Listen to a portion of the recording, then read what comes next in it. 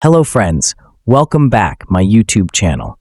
If you want to watch the super hit movie The Fantastic Four: First Steps in full HD, then first of all, give this video a like, and if you are visiting our channel for the first time, then subscribe to this channel. The name of the movie we are going to discuss in today's video is The Fantastic Four: First Steps. So we will give you information about how and where you will get to watch The Fantastic Four: First Steps film officially. Apart from this, we will give you a detailed look at the pre-production, post-production, budget, box office collection, and filming of this movie. A detailed review of the movie will also be given in this video, where we will explain the story of this movie in detail. We will also discuss the cast and casting performance of the movie. Apart from this, information about the music department and technical department will also be given. Because of this video is going to be very interesting and entertaining, so you must watch this video till the end. And if you haven't liked this video yet, then like this video now and subscribe to this channel. So let's start the video. The Fantastic Four: First Steps is a 2025 American superhero film based on the Marvel Comics superhero team, the Fantastic Four. Produced by Marvel Studios and distributed by Walt Disney Studios Motion Pictures, it is the 37th film in the Marvel Cinematic Universe, MCU, and the second reboot of the Fantastic Four film series.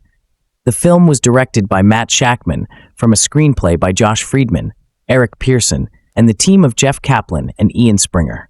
It features an ensemble cast including Pedro Pascal, Vanessa Kirby, Ebon Moss-Bachrach, and Joseph Quinn as the titular team, alongside Julia Garner, Sarah Niles, Mark Gatiss, Natasha Lyonne, Paul Walter Hauser, and Ralph Ineson. The film is set in the 1960s of a retro-futuristic world which the Fantastic Four must protect from the planet-devouring cosmic being Galactus Ineson. 20th Century Fox began work on a new Fantastic Four film following the failure of Fantastic Four, 2015. After the studio was acquired by Disney in March 2019, control of the franchise was transferred to Marvel Studios, and a new film was announced that July. Jon Watts was set to direct in December 2020, but stepped down in April 2022. Shakman replaced him that September when Kaplan and Springer were working on the script. Casting began by early 2023, and Friedman joined in March to rewrite the script. The film is differentiated from previous Fantastic Four films by avoiding the team's origin story. Pearson joined to polish the script by mid-February 2024, when the main cast and the title, The Fantastic Four, were announced. The subtitle was added in July, when filming began. It took place until November 2024 at Pinewood Studios in England, and on location in England and Spain. The Fantastic Four: First Steps premiered at the Dorothy Chandler Pavilion in Los Angeles on July 21, 2025, and was released in the United States on July 25th, as the first film in Phase 6 of the MCU. The film received generally positive reviews from critics and has grossed $250 million worldwide. A sequel is in development. Plot: in 1960, on Earth 828, astronauts Reed Richards, Sue Storm, Ben Grimm, and Johnny Storm embarked on a mission into outer space, during which they gained superhuman abilities from exposure to cosmic rays. Upon returning to Earth, they became the superhero team known as the Fantastic Four. 4 years later, they have become celebrities and fought supervillains, while Reed's inventions have progressed technology for the world, and Sue's diplomacy via the Future Foundation organization has led to global demilitarization and peace. When Reed and Sue reveal that they are expecting a child, the world prepares for the new arrival and questions whether the child will also have superpowers. The Silver Surfer comes to Earth and declares that the planet has been marked for destruction by Galactus, a planet-devouring cosmic being. Reed studies the disappearance of other planets and verifies this claim, and the team decides to find Galactus before he comes to Earth. They track the Silver Surfer's energy signature and use faster-than-light (FTL) travel to reach a new planet. As they arrive, the planet is destroyed by Galactus's ship, and the team is captured. Galactus reveals that he has an insatiable hunger that has driven him to consume planets for eons. He senses that Reed and Sue's unborn child has immense cosmic power and would be able to take on Galactus's hunger, freeing himself from it. Galactus offers to spare Earth in exchange for the child and induces Sue to go into labor. The team refuses and escapes from the ship. They are followed by the Silver Surfer, who destroys their FTL system. Using the gravity from a neutron star, the team delays the Silver Surfer and sends themselves back to Earth. Sue gives birth to a boy, Franklin, on the way. On their return to Earth a month later, Reed reveals the details of their encounter during a press conference. Their decision to save one child over the billions of other people on Earth leads to a public outcry, with many calling for Franklin to be sacrificed to Galactus. Johnny begins to decipher the Silver Surfer's native language using his interactions with her and some deep space transmissions Reed intercepted from her planet and planets that Galactus destroyed. As Galactus draws near and protests against the Fantastic Four escalate, Sue takes Franklin to meet with protesters. She explains that they will not sacrifice their child, but they will also not give up on the rest of humanity. Using a teleportation system that he has been working on, Reed devises a plan to build large teleportation bridges across Earth so they can transport the entire planet to another solar system where Galactus cannot reach them. Through the Future Foundation, Sue organizes the world's nations to build the bridges and conserve the energy needed to use them. As the bridges are being activated, the Silver Surfer returns and begins destroying them. Johnny stops her from destroying the last bridge in Times Square. He uses her native language to identify her as Shala Bal, and she explains that she chose to become Galactus's herald in exchange for his sparing her world, Zenla. Johnny plays transmissions from the planets she helped Galactus destroy, and Shala Bal flees. Using Franklin as bait, the team plans to lure Galactus to the last bridge and teleport him away instead. Sue negotiates with Harvey Elder to evacuate the citizens of New York City to his underground city of Subterranea. Galactus makes his way through the city and captures Franklin, avoiding the trap. Sue uses all of her power to push him towards the portal with a force field, while Reed rescues Franklin. Johnny attempts to sacrifice himself to give Galactus a final push into the portal, but is stopped by Shala Bal. She pushes Galactus in herself, and the portal closes behind them. Sue dies from her efforts, but is revived by Franklin. A year later, the world celebrates the team as they go on a new mission. In a mid-credits scene set 4 years later, Sue is reading to Franklin at home and goes to get a different book. She comes back to see him interacting with a man in a green cloak who is holding a metal mask.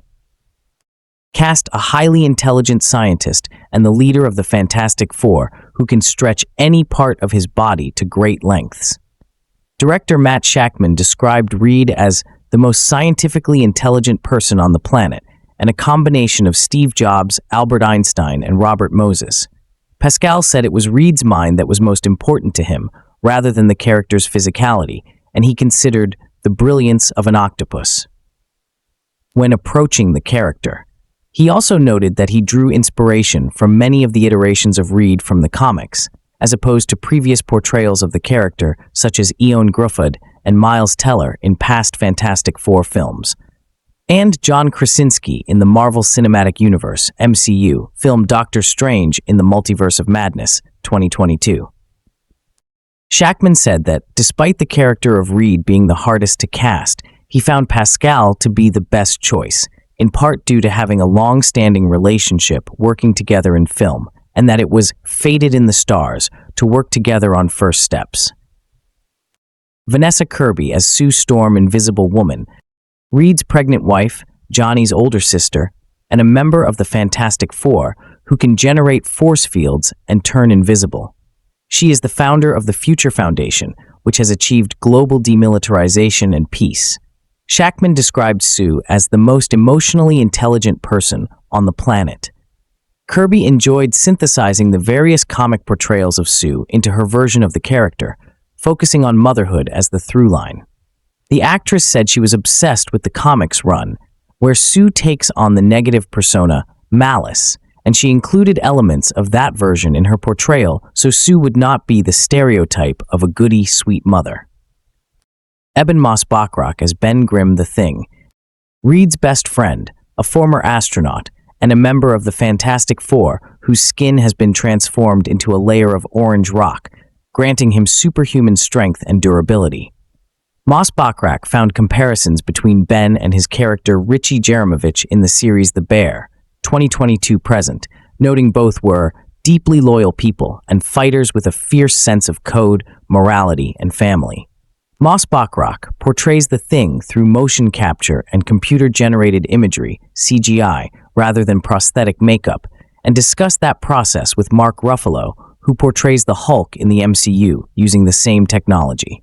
In addition to Moss-Bachrach performing his scenes in a motion capture suit, some takes were refilmed with the actor using different body extensions or a stand-in wearing a life-sized Thing costume to help the other actors reference the space that the character takes up. Shakman consulted scientists and studied desert rocks to find the best reference for the Thing's appearance. A specific desert rock that matched his desired look for the Thing, referred to as Jennifer, was also filmed on set as a lighting reference for the visual effects team. Joseph Quinn is Johnny Storm, Sue's younger brother, and a member of the Fantastic Four who can control fire and fly. While Quinn was a fan of Chris Evans' portrayal of the character in the 20th Century Fox films Fantastic Four, 2005, and Fantastic Four: Rise of the Silver Surfer, 2007, he did not base his portrayal on Evans's. Quinn and producer Kevin Feige discussed Johnny's womanizing in previous portrayals and concluded that this would not be considered sexy by modern audiences. Quinn wanted his version to be less callous with other people's feelings and more self-aware of his attention-seeking behavior, while still having a lot of bravado and humor. Shakman noted that Johnny is also smart and heroic, despite undercutting that with jokes. Julia Garner as Shalabal, an alien from the utopian planet Zen-La, who agreed to become Galactus's metallic-skinned herald in exchange for him sparing her planet. She travels through space on a surfboard-like craft in search of planets for Galactus to feed on. Garner said there was a mysterious energy to the character and her relationship with Galactus. She portrayed the Silver Surfer through motion capture, combining research on surfing poses with statuesque non-surf poses from the comics to have the character move elegantly like a dance.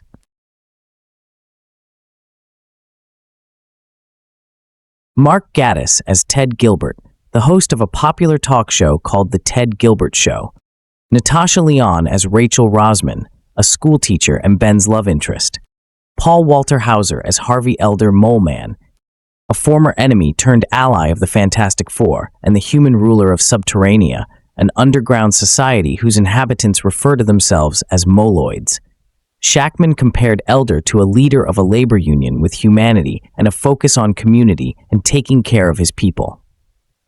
Ralph Ineson as Galactus, a gigantic cosmic being who consumes the life force of planets.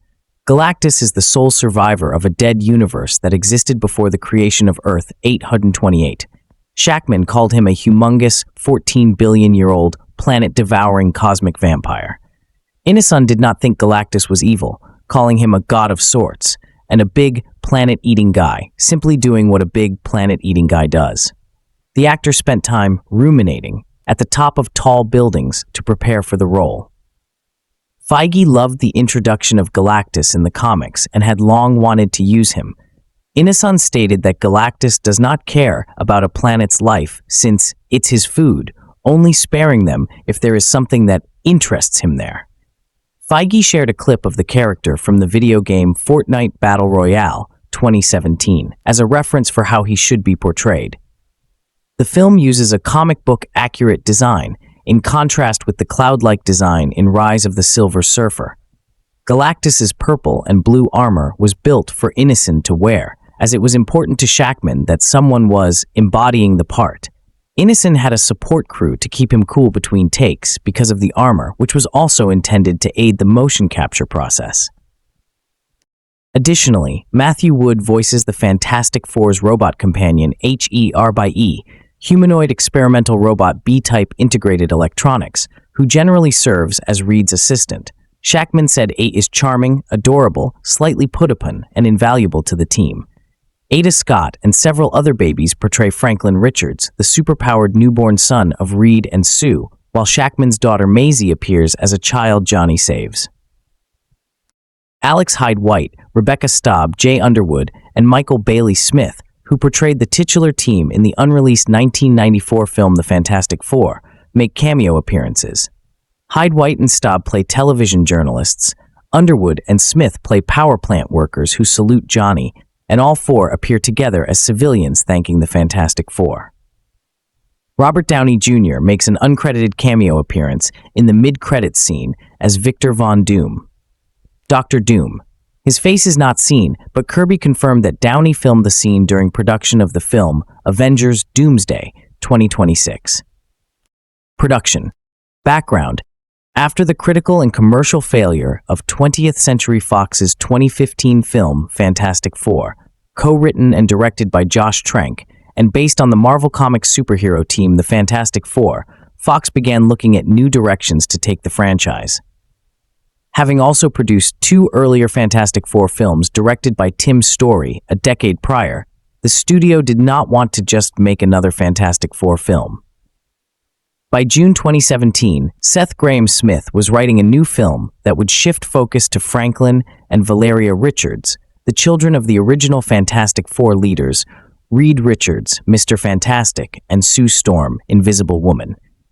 Taking inspiration from the comic book series Ultimate Fantastic Four, 2004 to 2009, the screenplay included original Fantastic Four members Ben Grimm, The Thing, and Johnny Storm, Human Torch, and was described as kid-centric, with a tone closer to the animated film The Incredibles, 2004, than Trank's darker film. The basis of Grahame-Smith's screenplay came from a separate script that Carter Blanchard had written as an adaptation of the children's book Kindergarten Heroes by Mark Miller. Miller previously consulted with Fox on their Marvel-based films. In July 2017, Noah Hawley, the creator of the Marvel television series Legion, 2017 to 2019, was hired to develop a separate film focused on Victor Von Doom, Dr. Doom, the Fantastic Four's primary antagonist in the comics and previous films. The Walt Disney Company officially acquired 21st Century Fox in March 2019 and gained the film rights for the Marvel Comics characters that Fox controlled for its subsidiary Marvel Studios, including the Fantastic Four. The Marvel-based films that Fox had been developing were placed on hold. Development. Marvel Studios president Kevin Feige confirmed in July 2019 that the company was developing a new Fantastic Four film for their shared universe, the Marvel Cinematic Universe, MCU. Feige said he was excited about the characters and about bringing Marvel's first family up to the sort of platform and level they deserve. In December 2020, Feige announced that Jon Watts would direct the film after doing so for the first three MCU Spider-Man films, 2017-2021. Marvel Studios began meeting with writers by February 2021. That June, Disney CEO Bob Chapek said Feige and Marvel Studios were planning to mine the Fantastic Four franchise. Watts stepped down as director in April 2022, choosing to take a break from the superhero genre after being out of gas from dealing with the COVID-19 protocols on Spider-Man No Way Home 2021 and its post-production process. He chose to direct the film Wolves 2024 instead. Grant Curtis and Nick Pepin were producing the new Fantastic Four film after working on the Marvel Studios miniseries Moon Knight 2022.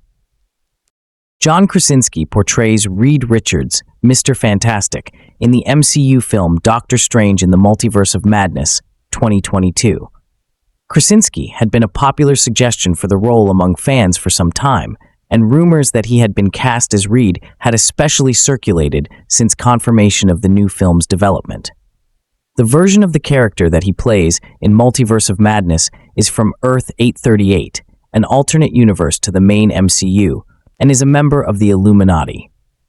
Multiverse of Madness director Sam Raimi said Feige cast Krasinski as the character because it was for an alternate universe cameo appearance that was also an opportunity to deliver on a popular fan casting. This led to speculation about whether Krasinski's role was a one-off or if he would return to star in the new Fantastic Four film. Krasinski later said he appreciated the role, but there had been no discussions about him reprising it. Marvel Studios was searching for a new director by June 2022, when the studio was not close to shortening their list of candidates. The list reportedly included high-profile filmmakers, and Feige was said to be looking for a director who could oversee the filming process without him needing to be on set, similar to Raimi. At San Diego Comic-Con, SDCC, the next month, Feige announced that the film would be released on November 8, 2024, as the first film in Phase 6 of the MCU. Filming was set to begin in 2023. Matt Shakman was in early talks to direct by late August. He and Michael Matthews were considered the finalists in a search that also considered Reed Carolyn. Deadline Hollywood felt Shakman was the person to beat, given his familiarity with Feige after directing the Marvel Studios miniseries WandaVision, 2021. Shakman's pitch to Marvel Studios involved telling a family-centric story of the Fantastic Four, with Reed and Sue becoming parents after they were well-known superheroes. Executives were convinced Shakman was the best choice after he showed a picture of him holding his newly born daughter in a meeting while negotiating. Shakman subsequently exited a planned Star Trek film due to the schedule for Fantastic Four, and said he chose to work on the latter because he did not want to pass up the opportunity and was excited by its focus on family, optimism, and technology. Feige confirmed that Shakman would direct at Disney's D23 convention in September. Jeff Kaplan and Ian Springer were writing the script with Feige for some time before Shakman's hiring. The four were set to align their visions for the film while Feige and Shakman began casting. In October, the release date was pushed back to February 14, 2025. Pre-production casting for the Fantastic Four began by February 2023, with a focus on casting the role of Sue Storm, Invisible Woman, first. Shakman said the casting process was the biggest challenge because they wanted to find actors who could convey the team's family dynamics. Feige said the group would be a big pillar in the MCU moving forward, and the studio had set a very high bar for ourselves in wanting to live up to the group's long history in the comics going back to 1961. Josh Friedman was hired to rewrite the script at the end of March. Boris Kitt of The Hollywood Reporter believed Friedman's hiring indicated a possible tonal shift because he had written many science fiction projects while Kaplan and Springer were known more for comedy. Journalist Jeff Snyder reported that Friedman was hired to bring the film closer to Feige and Shakman's vision to heavily feature cosmic elements from the 1960s comic books, including the characters Galactus and Silver Surfer. Shakman noted that previous Fantastic Four adaptations combined an origin story for the team with Dr. Doom, a character who takes up a lot of air as the villain.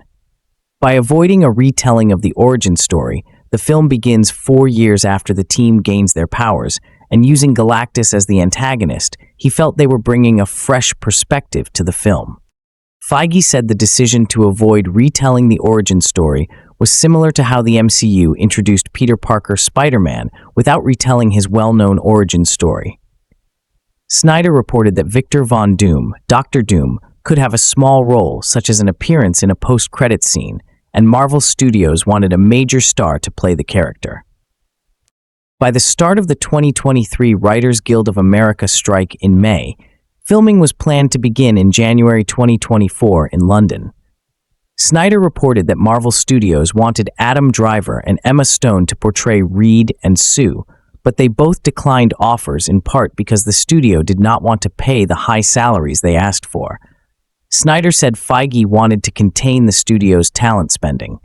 In June, the release date was pushed back to May 2, 2025. Before the start of the 2023 SAG-AFTRA strike in July, Marvel Studios held screen tests for Reed with several actors, including Christopher Abbott and Jamie Dornan, which Snyder said did not go very well. The studio offered the role to Jake Gyllenhaal, who portrayed Quentin Beck Mysterio in the MCU film Spider-Man: Far From Home, 2019, but he also asked for a salary that Marvel did not want to pay. They were considering non-white actors for Reed, and Pedro Pascal became interested, though he would not engage in conversations during the strike. In August, Ebon Moss-Bachrach was offered the role of Ben Grimm, the Thing, after playing David Lieberman/Micro in the first season of the MCU television series The Punisher, 2017. Marvel Studios was committed to casting a Jewish actor like Moss-Bachrach as the Thing, who is depicted as Jewish in the comics, but was not portrayed by Jewish actors in the previous Fantastic Four films. David Krumholtz met with Shakman about the role after campaigning for it online, but was unsuccessful. He began campaigning to portray the villain Harvey Elder, Mole Man, instead. Snyder reported that Marvel Studios was looking at Vanessa Kirby and Joseph Quinn to portray Sue and her brother Johnny Storm, Human Torch. Nicholas Galitzine was also rumored to be portraying Johnny and had conversations about the role. Marvel approached Matt Smith about portraying Reed, but that was not expected to work out, and they were instead looking for a bona fide movie star. A Latino actor was expected to be hired as Galactus. In October 2023, Shakman said they planned to start filming in early 2024 at Pinewood Studios in England, and the cast would be announced once the SAG-AFTRA strike ended. During the strikes, the crew worked on production design and early tests of the visual effects for the team's abilities. Kasra Farahani returned as production designer from the Marvel Studios series Loki, 2021 to 2023. And Alexandra Byrne returned as costume designer from several MCU films. The team's costumes are pale blue with white necklines, similar to designs introduced in the comics with Fantastic Four Vol. number 256, 1983, and those worn in Roger Corman's unreleased Fantastic Four film, 1994. Post-labor strikes and cast announcement. Following the conclusion of the actors' strike in November 2023, Pascal entered talks to portray Reed and was negotiating his schedule around other commitments. Marvel Studios was expected to make offers for the other lead roles soon after, having deemed it essential to find the actor for Reed first. According to Shakman, Reed was the most difficult role to cast. Moss-Bachrach was the first actor officially cast in the film. Quinn sought advice on the film from Pascal during the production of their film Gladiator 2, 2024, not knowing that Pascal was in talks to play Reed. Pascal had not planned to take on such a role and said the film changed his plans in a very sudden way. Javier Bardem was being eyed to portray Galactus after Antonio Banderas was linked to the character, though Bardem had a potential scheduling conflict with the film F1, 2025. Snyder reported that the studio was looking to cast a woman as Silver Surfer, who is usually the male character Norrin Radd. In January 2024, Snyder reported that filming had been delayed to a start between July and September, and this caused Pascal to exit his role in the film Weapons, 2025. On February 14, 2024, Marvel Studios released a Valentine's Day-themed announcement that confirmed the casting of Pascal as Reed, Kirby as Sue, Quinn as Johnny, and Moss-Bachrach as the Thing. The film, officially titled The Fantastic Four, was delayed to July 25, 2025, swapping places with the MCU film Thunderbolts. Feige said 90% of the work was done by confirming the main cast. The announcement's promotional art included the December 13, 1963 issue of Life magazine with Lyndon B. Johnson on the cover, indicating a 1960s setting, and Pascal referenced 1960s songs from the Beatles when sharing the promotional art on social media. The announcement also revealed the inclusion of the comic book character Herbie, a robot companion to the Fantastic Four. Feige later confirmed that the film would be a 1960s period piece, but indicated that it would be set in an alternate universe from the main MCU within the multiverse. It is set on Earth 828. Shakman called it a retro-future 60s aesthetic, part what you know from the 60s, but part what you've never seen. He looked to the optimism of the space race and ideas of future space travelers that people had in the 1960s when the comics were first written. Shakman stated, "I really wanted to take all of that great stuff from Apollo 11 and just imagine that instead of Neil Armstrong and Buzz Aldrin, it was the Storms and Ben Grimm and Reed Richards heading off into space." He studied all of the Fantastic Four comics, from their original creation up to present day, and took particular inspiration from Jonathan Hickman's 2009 to 2011 run for how to approach the main characters. The film includes the Future Foundation philanthropic organization from Hickman's run. Shakman was also inspired by Stanley Kubrick's film 2001, A Space Odyssey, 1968, and the works of industrial designer and artist Sid Mead.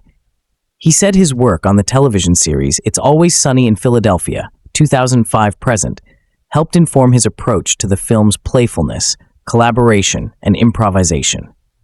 Also in February 2024, Snyder reported that Bardem was the studio's top choice for Galactus. They had begun meeting with actors for Silver Surfer, and Dr. Doom would be cast during filming. Eric Pearson, who had a reputation for taking projects over the finish line for Marvel Studios, had been quietly hired to polish the script. In April, Julia Garner was cast as Shala Bal Silver Surfer. In the comics, Shala Bal is the love interest of Norrin Radd, and she becomes the Silver Surfer herself in the 1999-2000 Earth X limited series by Jim Krueger and John Paul Leon. Justin Kroll of Deadline Hollywood reported that no actors held an offer or were in talks for Galactus at that time. WandaVision writer Peter Cameron had contributed to the script by the following month.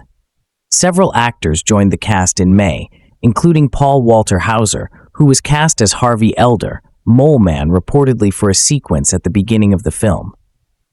Hauser worked with Shakman on It's Always Sunny in Philadelphia and met with him to discuss joining the Fantastic Four. He was initially reluctant due to the poor reception of the previous Fantastic Four films, but was won over by the script, cast, and crew. John Malkovich was cast as Ivan Kragoff, Red Ghost, after declining offers for previous Marvel films because he felt the proposed pay was not equal to the work involved. He chose to accept a role in this film to work with Shakman again after the film Cutbank, 2014. Ralph Ineson was cast as Galactus. After appearing as a Ravager pilot in the MCU film Guardians of the Galaxy, 2014, Snyder posited that Marvel chose Ineson for his voice acting proficiency, not wanting for another A-list actor after failing to pull Bardem due to the scheduling difficulties. 116. Natasha Lyonne also joined the cast after voicing the original MCU character Birdie the Duck in the third season of the Marvel Studios animated series What If? 2024. 3 weeks of rehearsals were held with the actors to work through the script with Shakman and Friedman to help define their relationships to one another and how they would exist in their 1960s retro-futuristic setting. Discussing these rehearsals, Pascal explained that it allowed the actors to approach the script dramaturgically as you would a play, while Moss-Bachrach, who believed the script was not completed yet, said it allowed them to share research and consult with astronauts and scientists. At the end of June 2024, Feige said filming would begin at the end of July. A few days of pre-filming occurred before SDCC in late July, capturing footage of an astronaut preparation area, The Thing as a contestant on a dating game show titled Let's Make a Match, and a children's science show hosted by Reed titled Fantastic Science with Mr. Fantastic. At the convention, the film's new title was announced to be The Fantastic Four: First Steps. The subtitle references the film's ideas of optimism and space exploration, but Shakman said it also has additional meanings. This led to speculation about what those meanings could be. Also at SDCC, the main cast were revealed to be reprising their roles in the MCU crossover films Avengers: Doomsday 2026 and Avengers: Secret Wars 2027, and Robert Downey Jr. was announced to be portraying Dr. Doom in those two films. Feige wanted Downey to return to the MCU after he portrayed Tony Stark Iron Man in the franchise from 2008 to 2019, and had discussed the actor taking on the role of Doom around a year before the SDCC announcement. Snyder reported that Doom would be introduced in a post-credits scene at the end of First Steps, ahead of Downey's appearances in the Avengers films. Shakman said he knew about Downey's casting for a while before the announcement, but he later said Dr. Doom was not a part of his film, and therefore not a part of his purview. Feige later added that the events of First Steps would lead directly into the story of Doomsday. Filming. Principal photography began on July 30th, 2024, at Pinewood Studios in Buckinghamshire, England, under the working title Blue Moon. The film was shot for IMAX, with Jess Hall returning from WandaVision as cinematographer. Filming was originally reported to be starting in 2023 and then early 2024 before the strikes. Shakman wanted the film to look as if it were made by Kubrick in 1965, including with its camera lens choices and general approach to filmmaking. Second unit director of photography Tim Wooster used his father's 16mm film camera for some sequences. Practical sets and props were employed where possible. The team's Baxter Building penthouse was a 2-story contiguous set inspired by cozy, mid-century modern California homes. Reed's lab, inspired by 2001: A Space Odyssey, is divided into 3 sections: a red room for research and inventions, a yellow room with blackboards for thinking, and a blue room with communications equipment for monitoring. A fictionalized version of New York's Yancey Street was built based on how the city's Jewish areas looked during the childhood of Fantastic Four co-creator Jack Kirby, including kosher grocery stores and a synagogue. Pinewood's entire backlot was used for the film's Times Square set. Practical props included a 14-foot, 4.3-meter scale model of the Fantastic Four's spaceship, the Excelsior, to create a miniature effect. HER by realized through a combination of a wooden puppet, a remote-controlled animatronic that had a functioning head and arms, and visual effects, and 2 models of the team's Fantasticar, one that allowed for interior filming with the actors, and another that was stripped down for use in effects shots. Farahani said the Fantasticar was based on mid-60s American concept cars that were actually referencing European cars. Its accent features, such as its turbine intakes and interface controls, have a 1950s retro-future look. Location shooting occurred at Durdle Door in Dorset, England, in mid-October. Lyon finished filming her scenes later that month. In mid-November, Sarah Niles was revealed to have been cast Tor. Filming took place from November 1922 at the Palace of Congresses in Oviedo, Spain, for scenes set at the headquarters of the United Nations. Filming also took place in the Middleton Mine in Derbyshire Dales, England, and wrapped at the end of November. Post-production. Nona Kodai and Tim Roche edited the film. In April 2025, Mark Gatiss was revealed to be appearing as Ted Gilbert, the talk show host of The Ted Gilbert Show. A month later, sound designer Matthew Wood was revealed to be the voice of HRBE. Additional photography occurred by then, including to add a sequence where Shalabal's backstory is shown. Shakman said the character's role had evolved throughout the writing process, and he came to feel during post-production that her backstory, in which she chooses to give herself to Galactus to save her planet and family, was reflective of the film's themes and the Fantastic Four's choices. Shakman decided that the backstory should be seen by the audience. The film's final screenwriting credits were determined through arbitration with the Writers Guild of America, with the screenplay attributed to Friedman, Pearson, Kaplan, and Springer from a story by Pearson, Kaplan, Springer, and Cat Wood. In July 2025, Shakman revealed that Malkovich's role had been cut from the film and said this was a heartbreaking decision to make. He explained that Malkovich's role as Red Ghost was originally planned to be part of a sequence at the beginning of the film that chronicles the Fantastic Four's early years as superheroes. This would have included a battle against Red Ghost and his super apes. Shakman praised Malkovich's performance in the role, but said the sequence was one of many that were cut to help balance the introduction of the Fantastic Four as a group and individually, their world, and the various other villains in the film. Although Malkovich was cut, the film retains a brief cameo appearance by a cartoon version of Red Ghost in the post-credits scene as part of an in-universe Fantastic Four animated series, which also features the villains Diablo, Dragon Man, Mad Thinker, Puppet Master, and Wizard. Additional characters appearing in the film include the Super Apes orangutan member Piotr and the ginormous subterranean creature Giganto.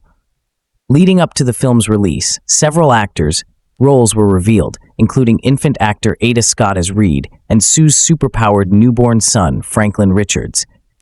user as Mole Man Niles as Lynn Nichols, and Lyon as Rachel Rosman. The stars of the unreleased 1994 film The Fantastic Four, Alex Hyde White, Rebecca Staub, Jay Underwood, and Michael Bailey Smith, were also revealed to be appearing, making cameo appearances throughout the film. The film's mid-credits scene introduces Downey as Dr. Doom and was filmed by Doomsday directors Anthony and Joe Russo during the production of that film.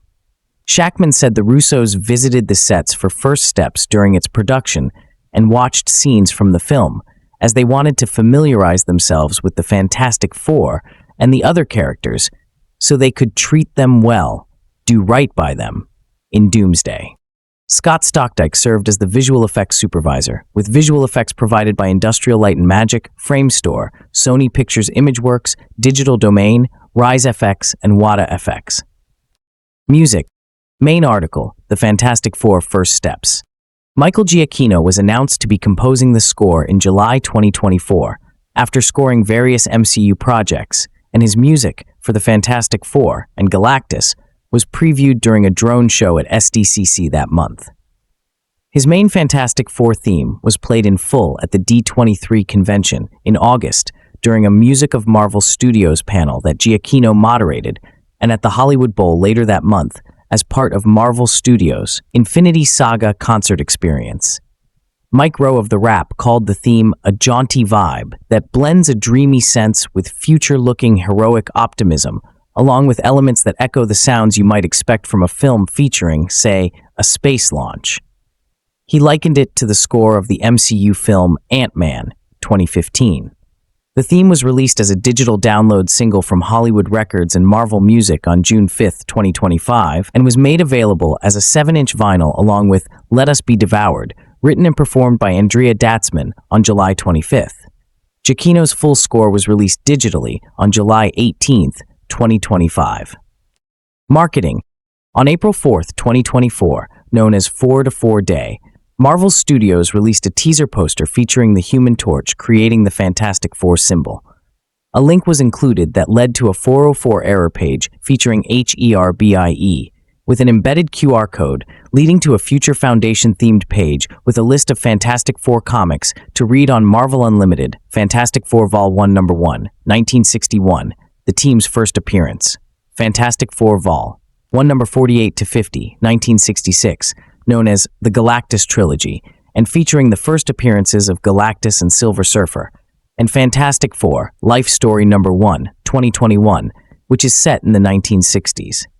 Following a screening of the MCU film Deadpool and Wolverine at SDCC on July 25th, a drone show over Petco Park included images of Galactus and the Fantastic Four logo, teasing announcements at Marvel Studios Hall H panel 2 nights later. That panel featured Shakman and the main cast, revealed the full title, showed a teaser reel, and had the film's futuristic Fantasticar float across the stage. Shakman explained that the teaser reel featured pre-filming footage combined with pre-visualizations and animatics that were created during development. The footage was presented in an old-timey 4:3 aspect ratio. Further footage was shown at D23 Brazil in November. The first teaser trailer was released on February 4th, 2025. Pascal, Kirby, Quinn, and Moss-Bachrach appeared at a fan event at the U.S. Space and Rocket Center in Huntsville, Alabama, which is known as Rocket City, to launch the teaser. Leading up to this, a short teaser for the first teaser was released featuring children running to a television that displays Fantastic Four imagery. Vulture's Jesse David Fox noted a stock sound effect used for the children's laughter, wondering if it was an intentional indication of something or if the footage had just been rushed.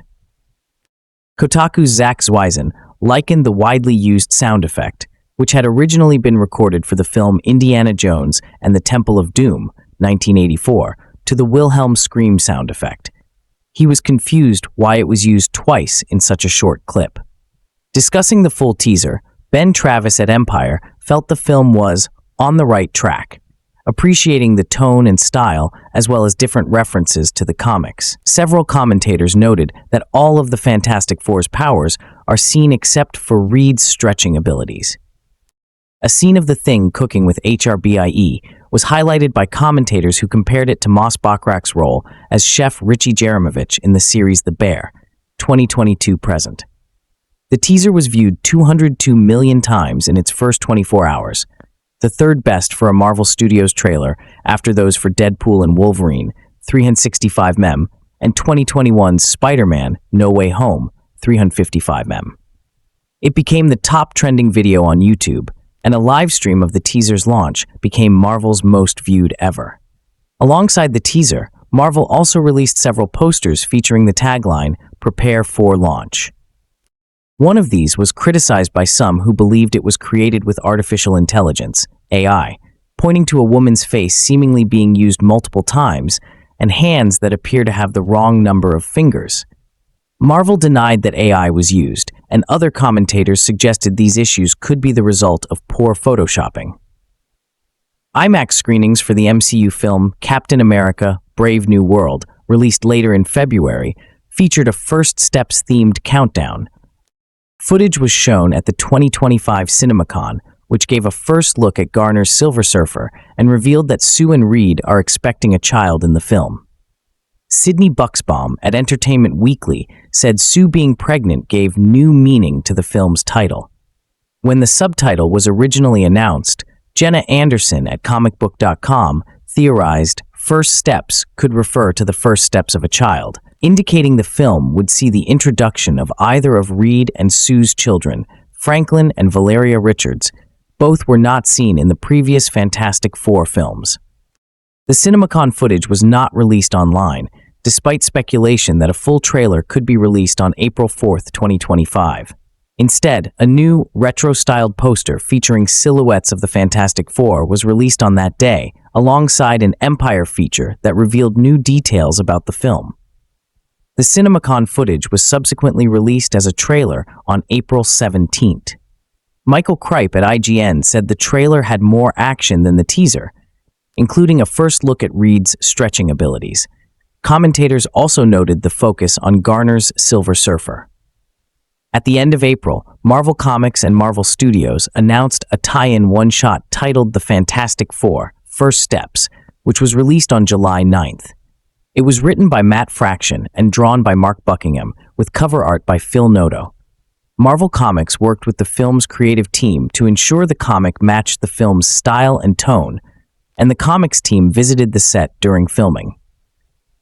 It is presented as an in-universe comic published by the Future Foundation on the 4th anniversary of the Fantastic Four gaining their powers, serving as an authorized retelling of the team's early adventures. A commercial for the Little Caesars pizza chain, directed by Farahani and released in June, features an homage to the first Fantastic Four comic book issue in which the team fights Giganto. Also in June, Feige promoted the film at Cine Europe as part of a wider Disney presentation. A new trailer for the film was shown. Fantastic Four-themed games were added to Topgolf locations in conjunction with the film's release. AMC Theaters released a limited edition popcorn bucket of Galactus to promote the film.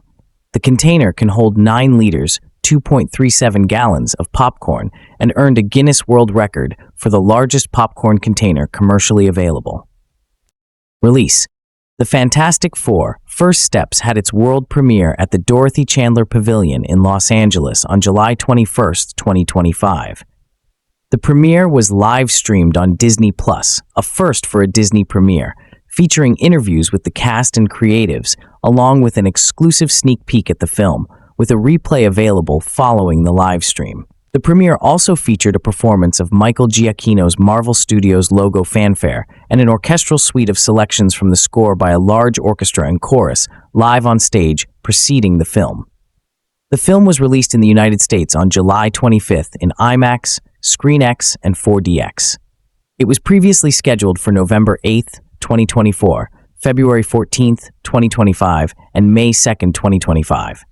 It is the first film and start of Phase 6 of the MCU. Reception. Box office.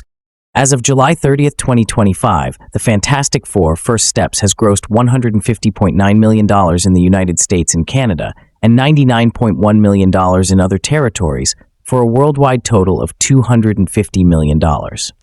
On July 22, 2025, the film was projected to make $100 to $110 million at the domestic box office, with an additional $90 to $110 million overseas, for a total of $190 to $210 million during its opening weekend.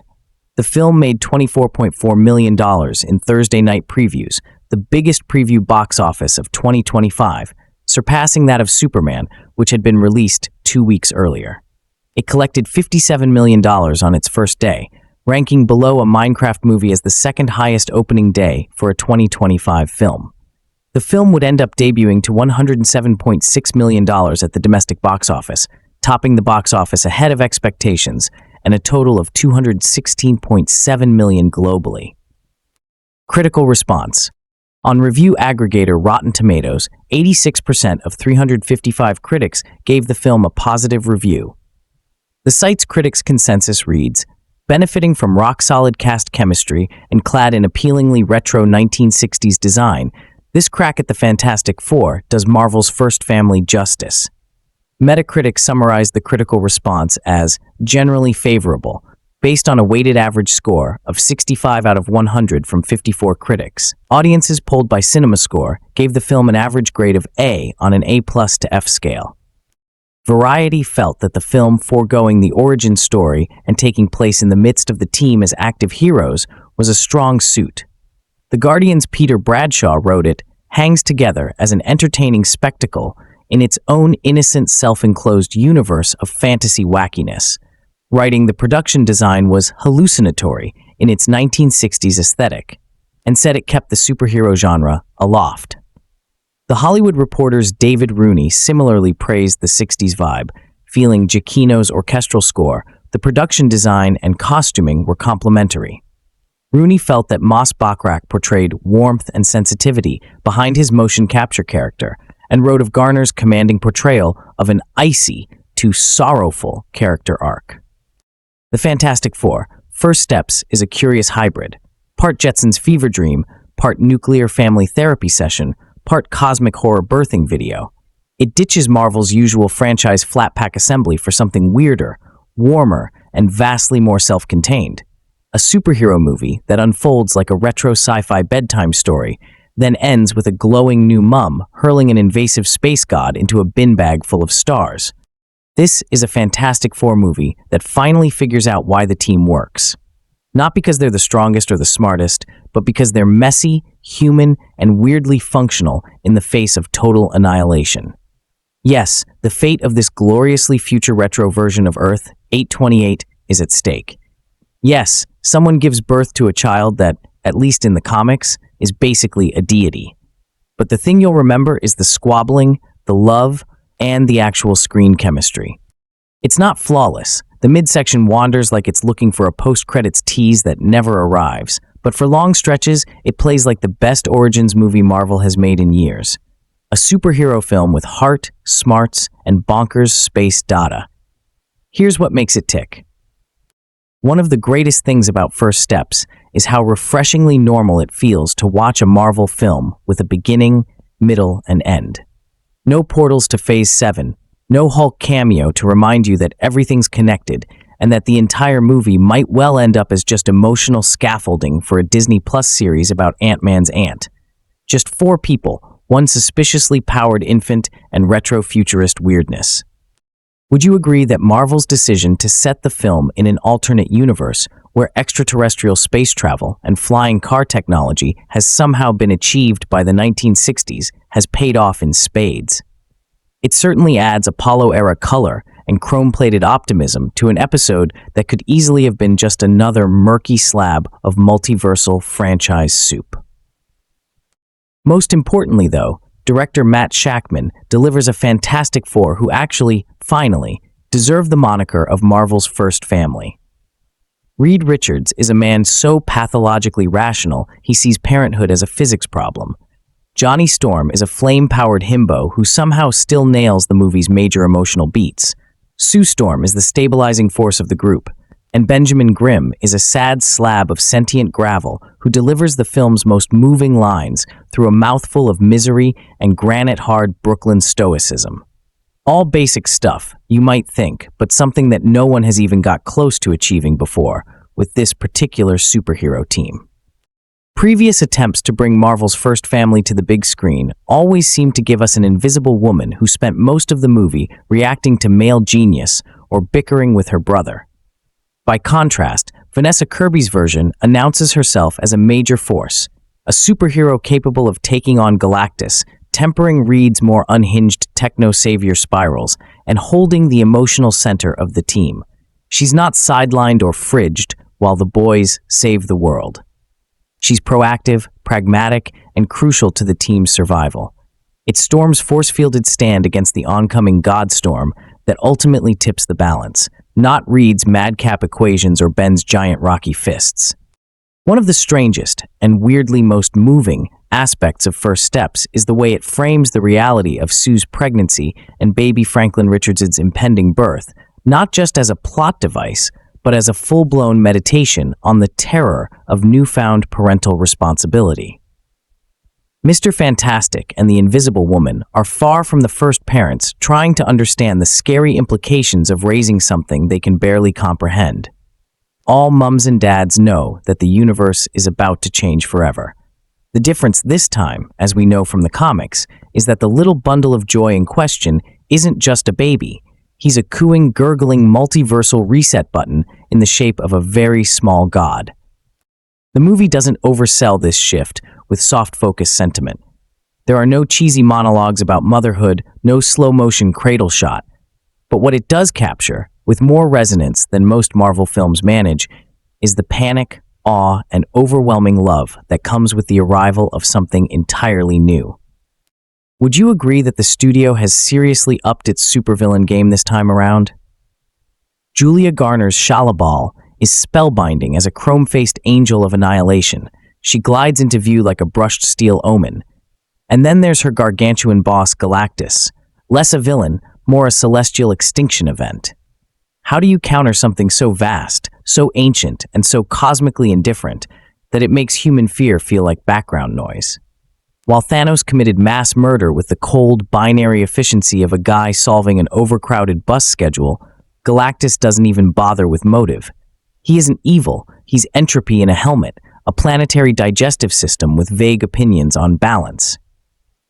First Steps might be the closest the MCU has come to genuine cosmic horror.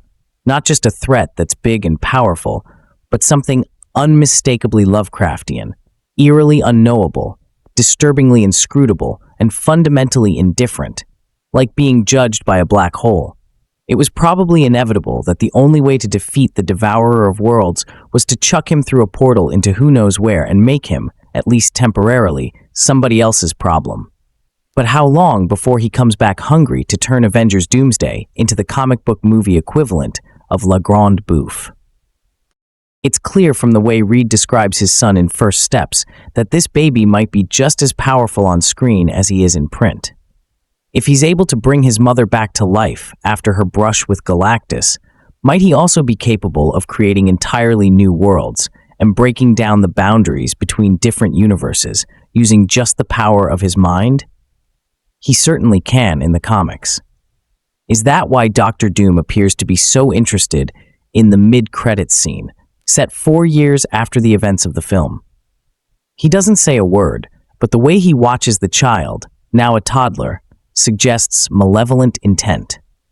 Shakman has already confirmed that is Robert Downey Jr. in the suit in First Steps, but we're still not 100% certain that this version of the supervillain is the same one who will turn up in next year's Avengers Doomsday. Is he a Tony Stark variant, explaining the casting, or is it a complete coincidence that he looks exactly like Iron Man? Does this scene directly set up the next film? Or is this just an example of Marvel distraction tactics? It would be uncharacteristically direct for the Disney-owned comic book studio to show its hand so clearly. Doom kidnapping Franklin and inspiring a multiversal rescue mission feels more like fan fiction than Phase 6 strategy. But this would certainly explain the sight at the tail end of Thunderbolts of a retro-finned rocket painted conspicuously in what appears to be Baxter Foundation white heading towards the solar system. And how else are the supervillain, if it is the same version of him, and our heroes supposed to make the jump to Earth 616? Smoke and mirrors or clear signposting for the next movie? Let us know what you think. The Fantastic Four: First Steps is a briskly paced superhero adventure that, like the current Superman, tosses viewers into the deep end of the pool from frame one and expects them to swim. The filmmakers provide water wings in the form of a little film within a film, explaining how four intrepid heroes, married scientists Reed Richards, aka the stretchable Mr. Fantastic Pedro Pascal, and Sue Storm, aka the Invisible Girl, Vanessa Kirby, Sue's kid brother Johnny Storm, aka the Human Torch, Joseph Quinn, and Reed's best friend Ben Grimm, aka the Thing, Ebon Moss-Bachrach, were altered by cosmic radiation during a space mission and returned to Earth as superheroes. But for the most part, this is a production that expects viewers to understand the world it creates by paying attention. That's the source of much of its charm, because The Fantastic Four is such a treat to look at that it might have been worth seeing, even if the rest of the production were merely okay. The dazzling setting evokes a jumbled-up amalgamation of things we've seen and things we've only dreamed of. How much do you want to know about the story? If the answer is not much, it's best to save the rest of this review for later. The short version: this is a solid, intelligent, occasionally inspired comic book movie that delivers most of what a popular audience demands from the genre, including interstellar voyages and massively scaled action sequences, plus a little bit more, mainly through thoughtful and grounded lead performances and production design that deserves its own section in this review and gets one further down. It's probably a 3-star movie in terms of nuts and bolts achievements, but the acting and the visuals elevate it far beyond the baseline of the genre, which is often blandly lit and indifferently composed screensaver images with CGI-enhanced people in them. The Fantastic Four gets down to business in its very first scene, which finds Sue telling Reed that she's pregnant. The rest of the film revolves around this event, which ought to be a blessed one, but seems cursed the moment that the Silver Surfer, Julia Garner, arrives on Earth and rips through New York City, along with everyone's expectations for what the future will hold. The Surfer bills herself as the Herald of Galactus, which means she's the intergalactic version of a real estate scout looking for properties for a mega-rich client. This would be awful news, even if Galactus, Ralph Ineson, like so many comic book villains, just planned to rule Earth. Alas, he travels to Surfer-approved worlds in his planet-pulverizing machine and eats them to satiate what he admits is a relentless, eternal hunger. But this time, to the quartet's surprise and horror, Galactus proposes a swap. Sue and Reed will give up their soon-to-be-born son, a superhero in the making, in exchange for not treating Earth the way Cookie Monster treats cookies. Apparently, Big G is tired of a life of perpetually unsatisfied longing and wants to download his personality into the baby, who he says is powerful enough to handle it, and have him take over galactusing, kinda like Get Out and Being John Malkovich, but with planet eating. This story is as old as the story of Abraham in the Old Testament, and possibly older. It summons a primal terror that's embedded more deeply in the human mind than comics lore. The film was directed by Matt Shakman, who has one foot in TV. He produced and directed the Disney Plus series WandaVision and a lot of episodic television, and the other in theater. Shakman founded LA's Black Dahlia Theater and served as director of the Geffen Playhouse in Los Angeles for 5 years. So it makes sense that the movie would pay unusually close attention to the nuances of characterization and performance, at least compared to a lot of entries in superhero cinema, which tends to swing between the equally irritating poles of pop culture-focused smartass quips and adolescent brooding. All this movie needed to do in order to succeed was not stink up the screen like the 2005 and 2015 film adaptations, though the no-budget 1994 version, produced by Roger Corman, at least has some charm. This one goes beyond that, letting the 4 lead actors create a dynamic that is so believable that at times it feels like you're making your first visit to the home of a family that has lived together forever and genuinely enjoys one another's company. Pascal, who became an international star playing sensitive heroes, at first takes some getting used to as Richards, who despite his flexible physique and moral compass, can come across as a bit of a cold fish. A man who lives in his imagination and has to remind himself that knowing the answers to things is not a personality. But the chemistry between him and Kirby is so strong that you not only believe Sue and Reed's relationship, but absorb their anguish at an obscene proposal that transforms them from heroes to villain in the eyes of a populace that thinks it's worth considering. The deeper the movie sinks into its plot, which boils down to the four trying to find some way around giving up the baby, only to have each new plan go wrong and compel them to improvise, the more achingly human Sue and Reed become. There are a lot of tears in this film, and they're all deserved. Which isn't to say this is a four-hanky tragedy. A superhero epic with a 9-figure budget is not going to kill a baby, so there's a limit to how much jeopardy the script, which has 4 screenplay credits and 4 story credits, can generate and sustain. The extreme emotional stakes are more about defining the major characters as quickly as possible than throwing rocks at them for 2 hours. The Fantastic Four: First Steps achieves that so well that it maybe goes too far and becomes a rare example of a movie that prizes momentum to the point where the editing not only gets rid of every bit of fat, but cuts away muscle as well. Ben Grimm and Johnny Storm aren't as well defined as Reed and Sue, and the actors are only allowed to give us a taste of who these people are.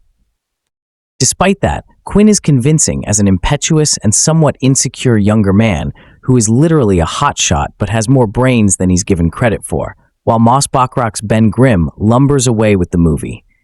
The big guy's protean romance with schoolteacher Rachel Rosman, Natasha Lyonne, is a callback to working-class dramas like Marty and On the Waterfront and Rocky, Make Your Own Jokes. What am I, Shecky Green? The performers inhabit the roles in such a relaxed and endearing way that you will wish they had more than a handful of 2 brief scenes together. Even Galactus comes across as more than a huge guy with a deep voice and a permanent case of the munchies. When he finally arrives on Earth, he pauses to scoop up a handful of concrete, dirt, and vegetation and give it a whiff. He's a sommelier of doomed worlds. The world of the Fantastic Four: First Steps is one that you can happily get lost in. An opening graphic informs us that the quartet of Marvel superheroes live on Earth 828, not our Earth, which gives the filmmakers the freedom to do whatever they want and not worry about aesthetic continuity with prior Marvel productions. Not only does this decision liberate the story from the tyranny of the continuity police, it results in what might be the best production design by Kasra Farahani, whose big break was the Disney Plus series Loki that I've seen in a studio movie this year. It's mid-century, not in the sense of mid-century modern, although contains plenty of examples from that design school, but in the sense that it combines elements from the 1940s through the late 70s to create a visual potluck, and even stirs in aspirational sci-fi from that time period, like flying cars straight out of the Jetsons and robot butlers, HRBE, who's adorable. This is a world in which faster-than-light travel is possible, but the computers used to plot the starship's path look like equipment that might have been stolen from a public high school circa 1983. There are moments where you might wish you could freeze-frame the movie to scrutinize the wealth of incidental details and make a list comparing all the stuff from our world that also exists in this one, like Pan Am, Canada Dry, Yoo-Hoo, squarish CRT television sets. And the elements that are unique to Earth 828, like the Jetsons technology and the movies with titles like Track of the Fungi, Sunrise in Minsk, and Walt Disney Presents The Emperor's Twin. The only other drawback, or maybe distraction, one that isn't the movie's fault, is that Brad Bird did his own version of The Fantastic Four in the form of The Incredibles and its sequel, complete with a decades-fusing production design and a superpowered baby, and did it so well that we can't help feeling, unfairly, that we're treading in familiar terrain here. The same composer, Michael Giacchino, worked on both, but the romantic, James Bondian flavor of his music for Bird's films is AWOL here, and the leitmotif of vocalists chiming in with extra percussion is fresh and fun. The source comic, by Jack Kirby, to whom the film is dedicated, debuted in 1961 when cars had tail fins and most men still wore hats to work, which means the Fantastic Four isn't so much echoing The Incredibles as etching its own signature on one of Bird's main inspirations. This sort of conundrum happens a lot. I've read complaints that Dune and John Carter ripped off Star Wars when it was the other way around, and there's no way to avoid it. The artists just have to tell the story and hope that their belief in the material makes it new again. That's what happens here. The Fantastic Four: First Steps is the 37th theatrical release in Marvel Studios' billion-dollar franchise, the Marvel Cinematic Universe, and it's coming at a bit of a low point. Marvel has struggled in recent years to reach the heights of their initial run of films, which led up to 2019's Avengers Endgame in a series called the Infinity Saga. Ever since Marvel's first post-Endgame release in 2021, WandaVision, the franchise has been exploring its second overarching storyline, termed the Multiverse Saga. But unlike its predecessor, this saga has been an unfocused and often messy, unfolding overarching narrative that pivoted from one villain to another more than halfway through. The Multiverse Saga also added television into the main MCU framework for the first time, and the varied quality of both the Marvel films and shows has led to a drastic decline in interest among audiences. That loss of interest can be seen in Marvel's diminishing box office returns, with only 2 of the studio's last 6 movies reaching the once easy $500 million benchmark. All that's to say, the Fantastic Four: First Steps has quite a lot working against it from the jump. Even as someone who's loved the MCU since Iron Man first released in theaters 17 years ago and was a superhero movie fan before that, I found myself going into Marvel's Fantastic Four reboot with quite a lot of pessimism, not expecting to enjoy the film very much. However, I'm happy to report that the Fantastic Four: First Steps is a lot more fun than I was expecting, with great dynamics between the characters and plenty of banter that kept me laughing throughout the film. The central family in First Steps is well developed, while each character has moments to shine, individually and as part of the group. The movie, directed by WandaVision's Matt Shakman, has a rather simplistic storyline. Don't expect a big third-act twist, but it's a solid piece of superhero cinema that focuses on establishing the characters, giving them an impossible problem to solve, and then exploring what they do to save the world. It's simple, but it's fun, even if it lacks some of the Marvel magic. Perhaps one of the biggest drags on MCU movies in recent years is the mentality that audiences need to have done their homework to understand what's going on. Although Marvel has worked to combat this, longtime audiences want to be rewarded for what they've watched before, and new audiences don't want to have watched anything. It's put Marvel in a difficult spot. To avoid all of these problems, the Fantastic Four: First Steps is set in a completely new universe within the Marvel multiverse. That means there are no pre-established superheroes aside from the Fantastic Four, and there's no prior knowledge required. It's a relief, frankly, to go into a Marvel movie without needing to remember anything else, but there are certain pitfalls. Although the Fantastic Four: First Steps isn't an origin story, since that's been done to death in previous adaptations of the Marvel superheroes, the movie still needs to introduce this universe and these characters. This is done through time skips and montages, which offer a chance for some fun Marvel Comics Easter eggs, but eat into the runtime of the movie. The scenes spent establishing the universe are likely why the story needed to be so simple, though that's not necessarily a bad thing.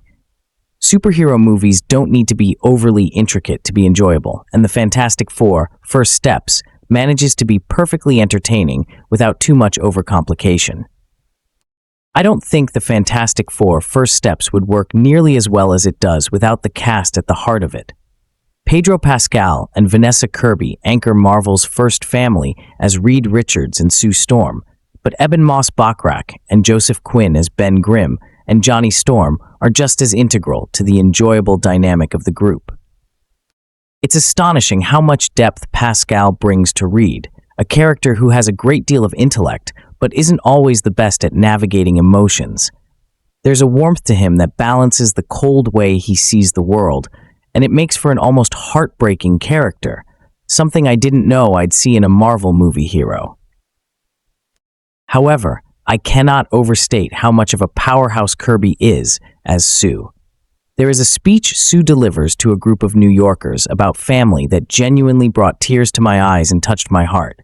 Her chemistry with Pascal helps to make Reed and Sue's on-screen relationship work, but she's exceptional on her own. Moss-Bachrach and Quinn are given slightly less to do, but they have their own side storylines that are threaded through the main narrative, and they bring plenty of heart and humor to the movie. It's much needed and adds an entertaining dynamic that helps First Steps not feel like a superhero slog. Overall, the Fantastic Four cast is truly fantastic. Ever since I finished watching the Fantastic Four First Steps, I've wrestled with how to put my thoughts about the movie into words. Technically, Shakman's Marvel movie is good, great even. The story is simple, but well told. The visuals are interesting, if a bit gray for my taste, and the CGI is fine. The cast is talented and clearly had a lot of fun. Overall, there are no glaring errors. And yet, I still can't help but feel like there's something missing from the Fantastic Four First Steps, something that I can only label as Marvel magic. In the earlier days of the MCU, particularly after the Avengers, there was a breathless excitement to the franchise. There was a need to see every new Marvel movie because it was all building towards something completely new. Now, where is there to go after the heights of Endgame? It's the question Marvel, audiences, and even I have struggled with. In the Fantastic Four First Steps, it feels a bit like Marvel trying to recapture what worked in those early MCU movies, but at least for me, it doesn't quite work. Whether that's because the movie doesn't have the magic or because I've lost that excitement, I can't say for certain. The Fantastic Four First Steps is entertaining, and I have no doubt that Marvel fans will enjoy it. Even general audiences who have fallen off the MCU are sure to have a fun-filled good time with this summer blockbuster. But although Pascal, Kirby, Moss-Bachrach, and Quinn are all confirmed to appear in next year's Avengers Doomsday, it still doesn't feel like essential viewing. Shakman's pitch to Marvel Studios involved telling a family CC-centric story of the Fantastic Four, with Reed and Sue becoming parents after they were well-known superheroes. Executives were convinced Shakman was the best choice after he showed a picture of him holding his newly born daughter in a meeting while negotiating. Shakman subsequently exited a planned Star Trek film due to the schedule for Fantastic Four and said he chose to work on the latter because he did not want to pass up the opportunity and was excited by its focus on family, optimism, and technology. Feige confirmed that Shakman would direct at Disney's D23 convention in September. Jeff Kaplan and Ian Springer were writing the script with Feige for some time before Shakman's hiring. The four were set to align their visions for the film, while Feige and Shakman began casting. In October, the release date was pushed back to February 14th, 2025. Review of The Fantastic Four First Steps. Film. The Fantastic Four First Steps is a briskly paced superhero adventure that, like the current Superman, tosses viewers into the deep end of the pool from frame one and expects them to swim.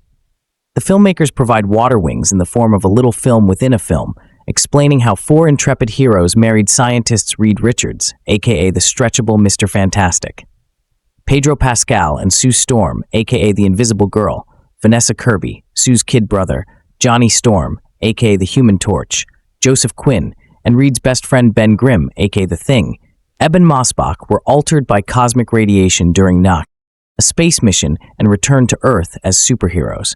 But for the most part, this is a production that expects viewers to understand the world it creates by paying attention. That's the source of much of its charm, because the Fantastic Four is such a treat to look at that it might have been worth seeing, even if the rest of the production were merely okay. The dazzling setting evokes a jumbled-up amalgamation of things we've seen and things we've only dreamed of. How much do you want to know about the story? If the answer is not much, it's best to save the rest of this review for later.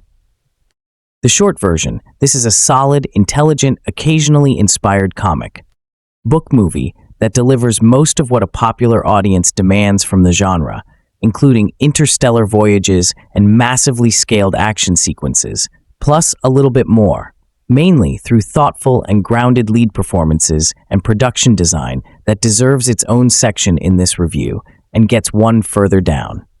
It's probably a 3-star movie in terms of nuts and bolts achievements, but the acting and the visuals elevated far beyond the baseline of the genre, which is often blandly lit and indifferently composed screensaver images with CGI-enhanced people in them. The Fantastic Four gets down to business in its very first scene, which finds Sue telling Reed that she's pregnant. This event, which ought to be a blessed one, but seems cursed the moment that the Silver Surfer, Julia Garner, arrives on Earth and rips through New York City, along with everyone's expectations for what the future will hold. The Surfer bills herself as the Herald of Galactus, which means she's the intergalactic version of a real estate scout looking for properties for a mega-rich client. This would be awful news, even if Galactus Ralph Incessin, like so many comic book villains, just planned to rule Earth.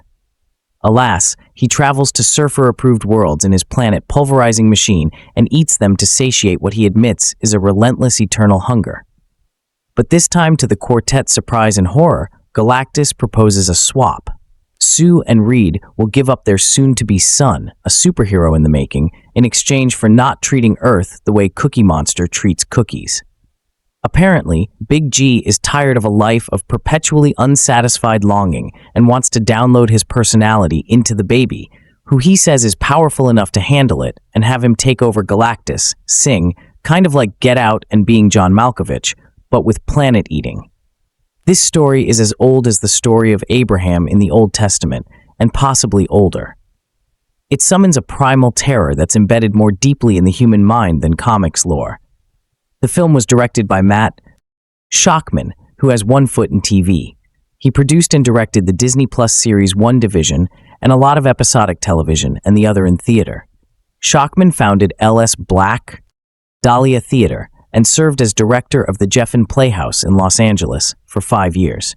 So, it makes sense that the movie would pay unusually close attention to the nuances of characterization and performance, at least compared to a lot of entries in superhero cinema, which tends to swing between the equally irritating poles of pop culture-focused smart-ass quips and adolescent brooding. All this movie needed to do in order to succeed was not stink up the screen like the 2005 and 2015 film adaptations, though the no-budget 1994 version produced by Roger Corman at least has some charm. This one goes beyond that, letting the 4 lead actors create a dynamic that is so believable that at times it feels like you're making your first visit to the home of a family that has lived together forever and genuinely enjoys one another's company. Pascal, who became an international star playing sensitive heroes, at first takes some getting used to, as Richards, who despite his flexible physique and moral compass, can come across as a bit of a cold fish.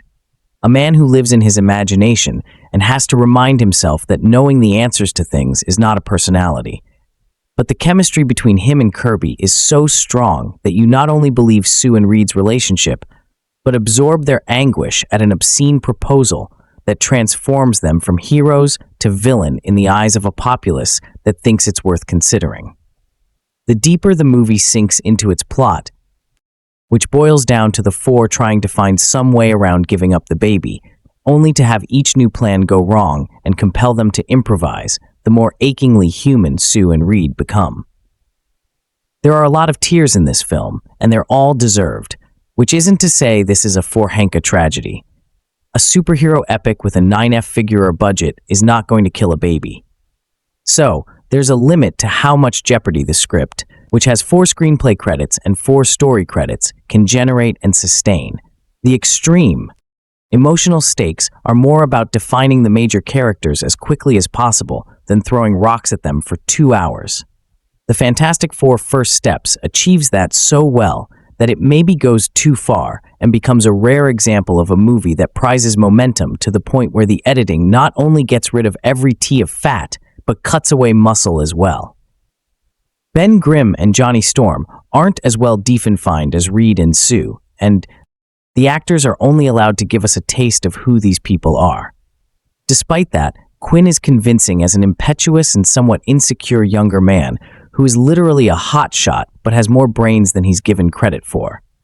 While Moss-Bachrach's Ben Grimm lumbers away with the movie, the big guy's protein romance with school teacher Rachel Rosman, Natasha Lyon is a callback to working-class dramas like Marty and On the Waterfront and Rocky. Make your own jokes. What am I, Shecky Green? Performers inhabit the roles in such a relaxed and endearing way that you will wish they had more than a handful of 2 brief scenes together. Even Galactus comes across as more than a huge guy with a deep voice and a permanent case of the munchies. When he finally arrives on Earth, he pauses to scoop up a handful of concrete, dirt, and vegetation and give it a whiff. He's a sommelier of doomed worlds. The world of the Fantastic Four First Steps is one that you can happily get lost in. An opening graphic informs us that the quartet of Marvel superheroes live on Earth 828, not our Earth, which gives the filmmakers the freedom to do whatever they want and not worry about aesthetic continuity with prior Marvel productions.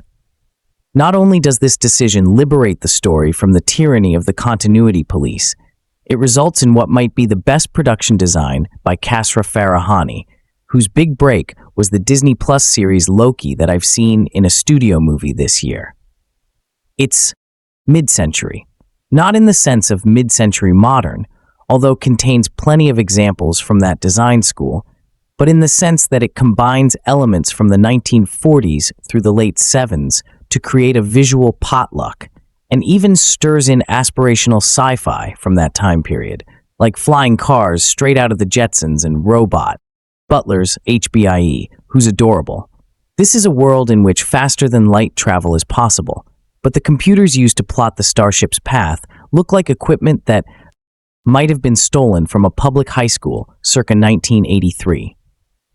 There are moments where you might wish you could freeze-frame the movie to scrutinize the wealth of incidental details and make a list comparing all the stuff from our world that also exists in this one, like Panem Canada Dry, squarish CRT television sets, and the elements that are unique to Earth 828, like the Jetsons technology and the movies with titles like Track of the Fungi Sunrise in Minsk and Walt Disney Presents the Emperor's Twin.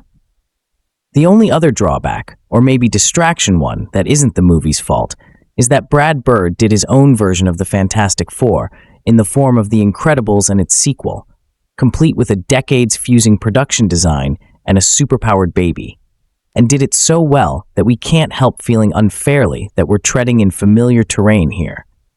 The same composer, Michael Giacchino, worked on both, but the romantic James Bondian flavor of his music for Bird's films is a wall here, and the leitmotif of vocalists chiming in with extra percussion is fresh and fun. The Source, comic by Jack Kirby, to whom the film is dedicated, debuted in 1961 when cars had tail fins and most men still wore hats to work. Which means the Fantastic Four isn't so much echoing The Incredibles as etching its own signature onto one of Bird's main inspirations. This sort of conundrum happens a lot. I've read complaints that Dune and John Carter ripped off Star Wars when it was the other way around. And there's no way to avoid it. The artists just have to tell the story and hope that their belief in the material makes it new again. That's what happens here. Related information: Evan Moss-Bachrach and Joseph Quinn, as the titular team, collected another $100 million at the international box office for a global total of $218 million. Directed by Matt Shakman, Fantastic Four follows the foursome of Mr. Fantastic Pascal, Invisible Woman, Kirby, The Thing, Moss-Bachrach, and Human Torch Quinn as they protect their world from a planet devouring cosmic being. Based on initial turnout, the Fantastic Four First Steps is shaping up to be a needed win for Marvel Studios. The comic book empire, which has become Hollywood's most reliable hitmaker, has greatly struggled with commercial consistency over the past 5 years. The company has succeeded in post-pandemic times with entries led by familiar faces such as Spider-Man, No Way Home, Deadpool, and Wolverine, and Black Panther: Wakanda Forever. but attempts to put the spotlight on newer characters were major financial missteps. This May's well-read Thunderbolts*, for example, ended its theatrical run with $382 million and stands as one of the lowest-grossing installments in Marvel's 37-film franchise. After inundating viewers with too many interconnected films and television shows, Disney CEO Bob Iger has already said there's a mandate for Marvel to do less at a higher caliber. The Fantastic Four cost above $200 million to produce and needs to keep up the momentum to avoid the fate of other recent Marvel movies, like February's Captain America, Brave New World, $100 million debut over 4 days, and 2023's Ant-Man and the Wasp, Quantum Anna, $16 million, which collapsed after strong starts. However, those films were poorly reviewed. First Steps has the benefit of positive word of mouth, including an 88% on Rotten Tomatoes and an encouraging AA dash grade on CinemaScore exit polls. Plus, there's virtually no competition on the horizon in terms of all audience tent poles. The Fantastic Four First Steps got a boost from premium large formats, which delivered a massive 46% of ticket sales. IMAX led the way with $16 million domestically, or 13.6% of the initial haul, marking the second highest market share ever for an MCU film. In terms of the audience breakdown, nearly 70% of opening weekend crowds identified as male, while 42% of all ticket buyers were under the age of 25.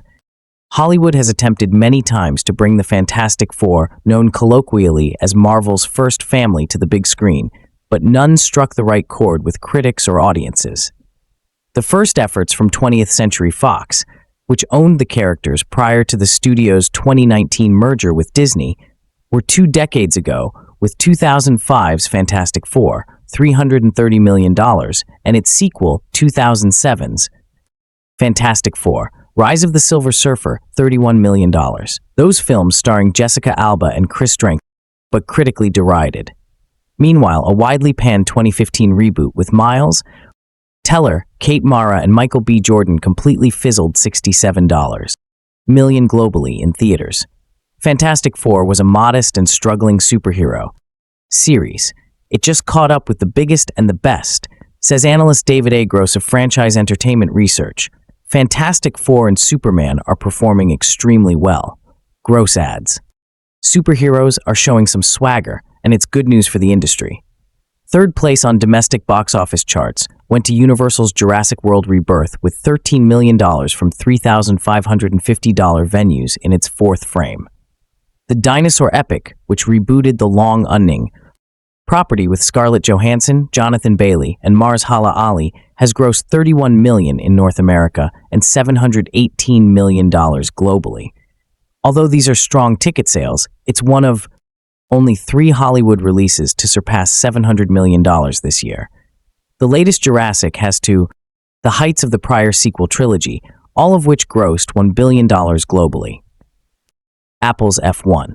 The movie impressively moved up to the number 4 spot with $6.2 million in its 5th lap around the track. That's a 37% decline from the previous weekend, bringing ticket sales to $165.6 million domestically and $59 million worldwide.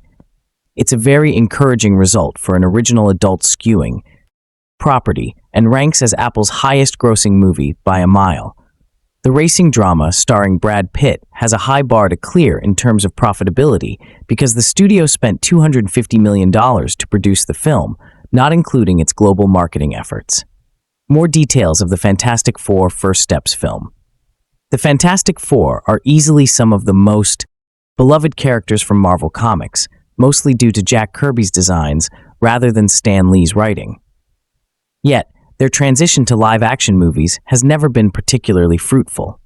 The 1994 attempt was never properly released, and the early 2000s Tim Story duology showcased every flaw that plagued this era of movie-making.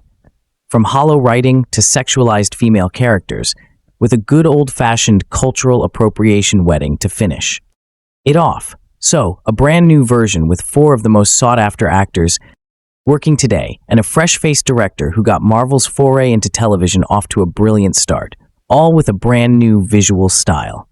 Matt Shakman's The Fantastic Four, First Steps. look to reshape the MCU as we knew it, just in time for the biggest crossover team-up film since Avengers Endgame in Avengers Doomsday. While it differs in visuals, style, and tone from the likes of Thunderbolts Asterisk or the Marvels, it still ends up falling into the basic superhero film tropes that we often see from superhero films. It's been 4 years since Sue Storm, Vanessa Kirby, her husband Reed Richards, Pedro Pascal, brother Johnny, Joseph Quinn, and Reed's best friend Ben Grimm, Ebon Moss-Bachrach, went up to space as 4 physically average humans with above-average intelligence on what should have been an uneventful space mission. However, due to miscalculations on Reed's part, they all return with superpowers. Sue can create force fields and turn things, including herself, invisible. Johnny can flame on and become engulfed in flames, which allows him to fly and wield fire in battle. Reed can stretch himself to extraordinary lengths, and Ben, well, he comes back as a massive clobbering rock man with super strength. They formed a team to protect Earth, combining their physical abilities with their extraordinary intelligence, particularly Reed, who, his scientific genius, than his stretchy body. At the beginning of First Steps, Sue finds out she's pregnant.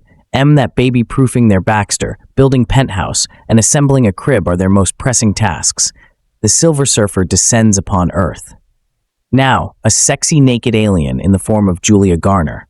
She forewarns the Fantastic Four that Galactus, Ralph Inson, a huge hulking space entity, is targeting their planet for destruction.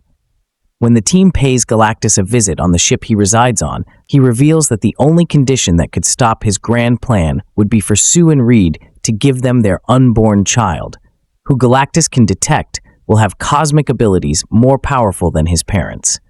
The Fantastic Four must form a plan to defeat Galactus and the Silver Surfer while keeping their child safe. The basic story of a hero faced with the ultimatum of saving the world's population and the person they love the most is the kind of moral quandary that these stories were first built upon. Another aspect of First Steps that draws it back to the very genesis of this franchise with aliens.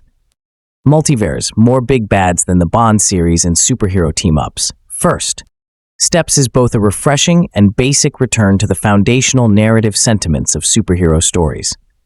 This is what makes First Steps such a change in beat from the MCU's ever-expanding catalog, which has grown so large and multidimensional that it's completely lost sight of the fact that it's supposed to be one united franchise.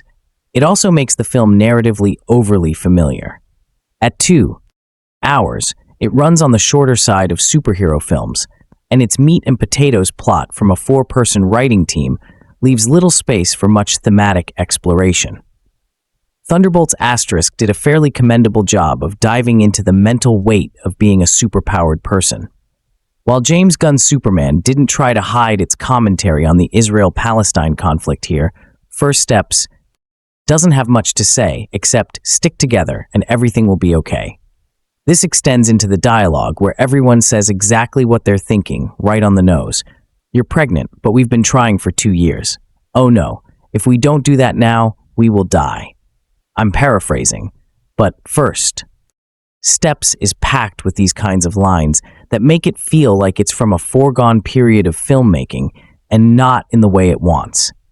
If you've seen any trailer or promotional material for First Steps, you'll know the one word that the marketing team is pushing harder than any other aspect of the film: family. And while it's a fairly tweet and contrived notion to hinge the entire film on, it is the relationships that keep the movie together and on track. What made Sam Raimi's Spider-Man trilogy the reigning supreme of superhero storytelling is that it kept the personal stakes at the heart of Spider-Man's battles against evil on a global scale. It's never too small that it feels there's no real danger or urgency, but having Mary Jane and Aunt may play such important parts in the narrative makes Spider-Man's fights feel all the more critical. And with so many of the MCU's team-ups being a chorus line of egos who only really appreciate each other in the final battle, seeing 4 superheroes who already have such a rich history that sticking together is the only option omits any of the parental character tension that other superhero films rely on and can become bogged down by, as we know everyone will come together for the finale. This is most seen in how First Steps uses Sue and Reed's child Franklin as the crux of the entire story. Even though the plot can sometimes feel eerily close to the Twilight Saga's Breaking Dawn Part 2, as a heavily digitized baby whose parents can't figure out if he'll come out a monster or just a normal infant, he becomes the object of a creepy guy's obsession. Thankfully, no mythic nicknames here. But what feels the most invigorating about First Steps is its characterization of Sue Storm. When the MCU usually presents mothers as vengeful, tragic figures, Wanda Humble, stay-at-home moms who get nowhere near the action, Laura Barton, or women with traumatizing backstories of getting their wombs removed, Black Widow. Because of course the best way to make a Sue Storm marks a notable shift in how the MCU handle their female superheroes. It's a tedious trope that action movies at large follow of needing to present their heroines as cold as possible to lift them up to the level of men, and not having any romantic or motherly traits is the quickest and laziest way to do that.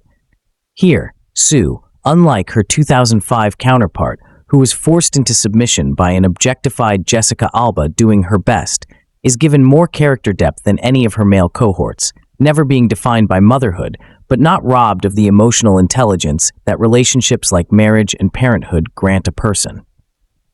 When the MCU is famous for removing all sexual or romantic chemistry from their stories, seeing Sue and Reed in love and navigating first-time parenthood feels like a return to earlier superhero movies that weren't afraid to make it clear that their characters then marry. Even with a script that can feel painfully predictable and rudimentary, First Steps excels in its practical effects and world building, as it's in this department that the team takes full advantage of not having to tie into another Marvel movie. The retro-futuristic 1960s aesthetic of this Earth 838 is delicious to watch, with Panama hostesses, mid-century furniture, a period-accurate Delancey Street, and tube TV screens in Times Square.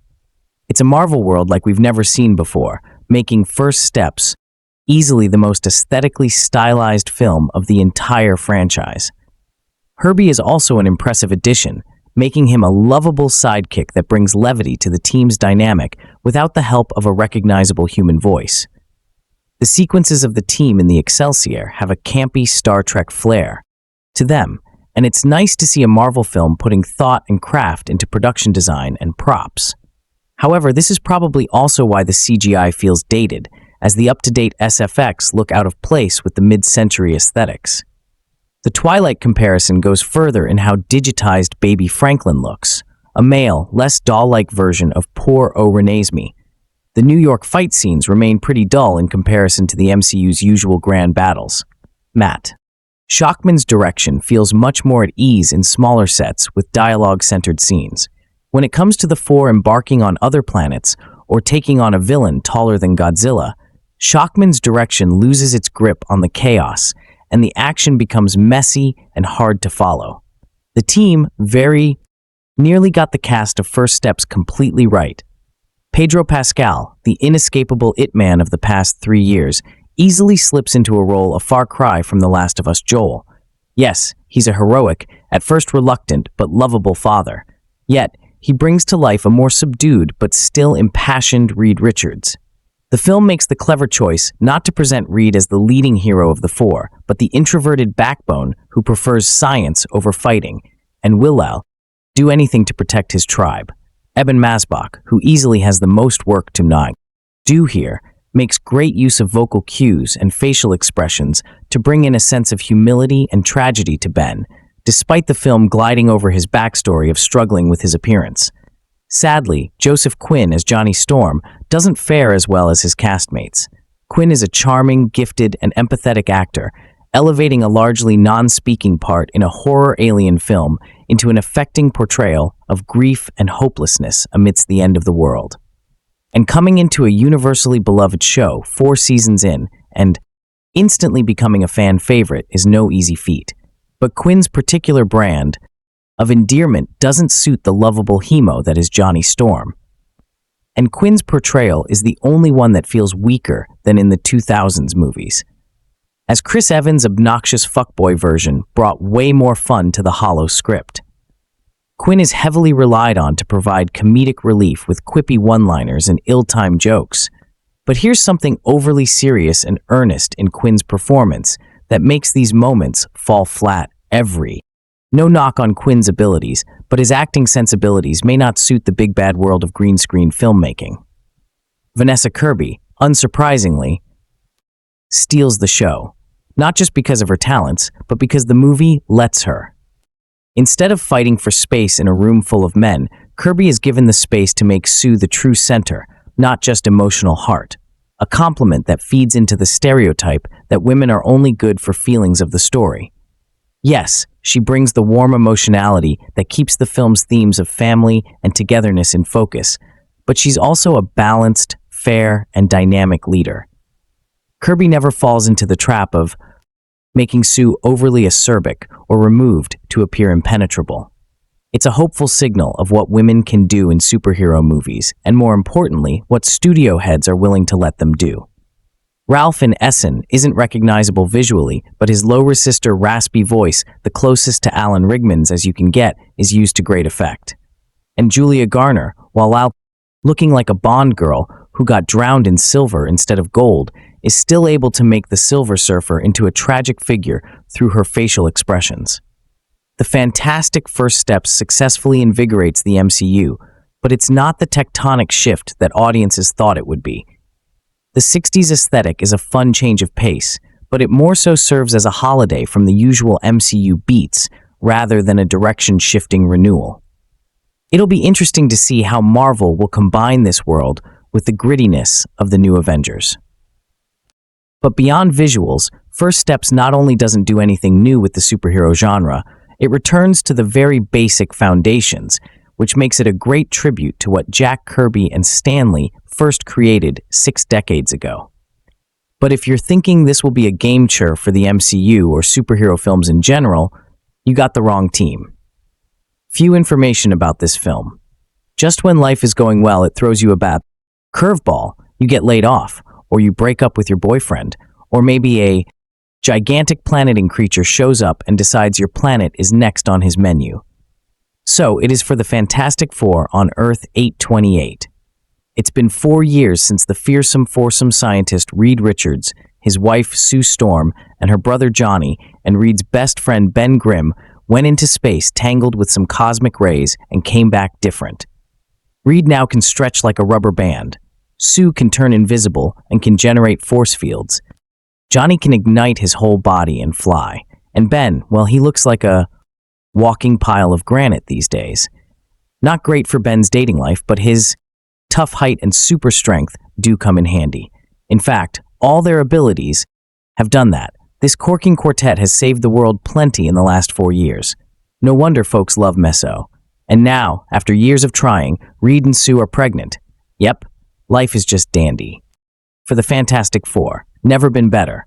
But then comes a silvery herald announcing the arrival of someone. Something called Galactus and his literally astronomical hunger. Your planet is marked for death. A silvery alien woman on a flying surfboard says, "What a killjoy." The Fantastic Four aren't about to tolerate a world-devouring evildoer in their backyard. They quickly pack up their spaceship and fly off to talk with the big guy in person. For decades now, we've seen a steady cinematic stream of flawed superheroes save humanity's bacon. Just take a look at 2025's Thunderbolts Asterisk for definitive proof. But with the Fantastic Four First Steps, the superhero pendulum swings to the other side. These supes are more than heroes that save the world on occasion. They're full-time role models.